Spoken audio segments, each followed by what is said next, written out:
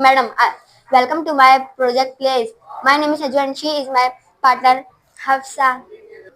It is a volcano. A volcano is an opening in Earth's surface. Through this opening, lava comes out. This lava comes out because gas put pressure on Earth. As a result, this gas, along with molten fire, lava come out from mountain.